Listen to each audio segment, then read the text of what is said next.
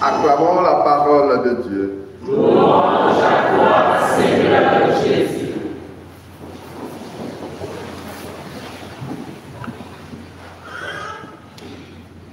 Chers frères et sœurs, la page de l'évangile que nous venons d'écouter est l'une des rares pages à laquelle Jésus explique clairement une parabole.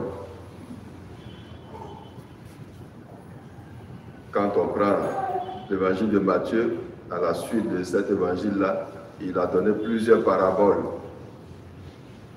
Mais, à vrai dire, même les apôtres les plus proches, comme les jeunes ont tapé poteau, n'ont rien compris. Ils étaient sans doute inquiets.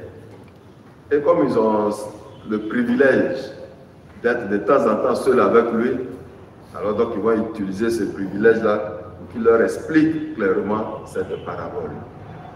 Sans doute que ça a dû les déranger. Voilà. Qu'est-ce qu'il veut dire clairement? Donc eux-mêmes vont lui dire, explique-nous clairement la parabole de l'ivraie dans le champ. Et Jésus va l'expliquer clairement, effectivement. Celui qui sème le bon grain, c'est le Fils de l'homme. Donc c'est lui-même. Voilà. Le champ, c'est le monde. Donc attention à nous qui croyons que le monde est toujours mauvais. Voilà.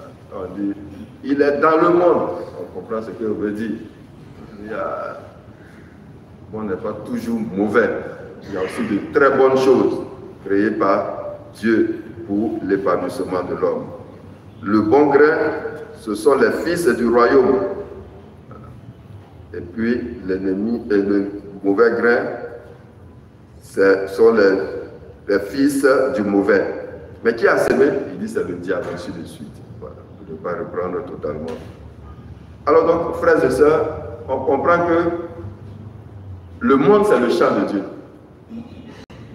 Et il a semé. Mais il se trouve que le malin, le démon, a aussi semé, comme c'est quelqu'un qui aime imiter Dieu. Voilà. Il aime imiter, il aime se comparer à Dieu. Lui aussi, il est venu s'aimer pour lui. Mais ce qui est bien avec Dieu, c'est qu'il laisse le temps à chacun. On ne sait jamais. Peut-être que lui qui était mauvais peut devenir bon. Malheureusement, lui qui était bon aussi peut devenir mauvais. Mais il laisse. C'est ça la patience de Dieu. Qui, des fois, nous-mêmes chrétiens, comme on l'a dit dans la première lecture, même les prophètes, même les prêtres, on ne comprend pas cette patience de Dieu. Mais il est patient avec chacun d'entre nous. Il n'est pas pressé. Voilà. Le jour viendra.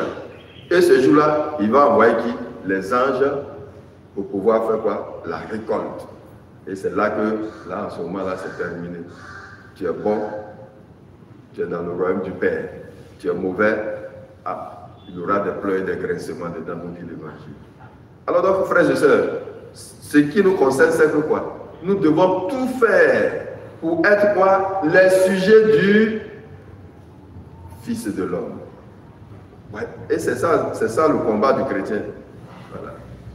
C'est ça le combat du chrétien. Donc, souvent, ça va faire le combat de Jésus lui-même. Voilà. Donc, qui de nous peut combattre le diable? C'est Jésus seul. Attention. Le combat que nous devons mener, c'est sur nous-mêmes. Voilà. Pour que nous soyons quoi? Les sujets du Fils de l'homme. D'abord, il y a le sujet du mauvais et le sujet du Fils de l'homme. Sujet du royaume du Fils de l'homme, sujet du royaume du mauvais. Alors donc, tu es sujet de qui? Voilà la question que nous devons nous poser quand on a fini d'écouter cette page de l'Évangile. Tu es sujet de qui? Alors, il précise que ceux qui font quoi? Qui font du mal, ceux qui causent les chutes, ainsi de suite, ceux qui causent les divisions, c'est ceux-là qui sont sujets du mauvais. Alors donc, toi, tu es dans quelle catégorie? Et moi-même qui parle, je suis dans quelle catégorie? Voilà la question que nous tous devons nous poser et puis méditer là-dessus pour qu'on puisse prendre le chemin qui mène vers le royaume du Père. Alors qu'à travers cette Eucharistie, le Seigneur nous éclaire davantage, nous aide à nous remettre en cause, faire notre mea culpa et puis reprendre le bon chemin qui nous conduit au salut éternel. Amen.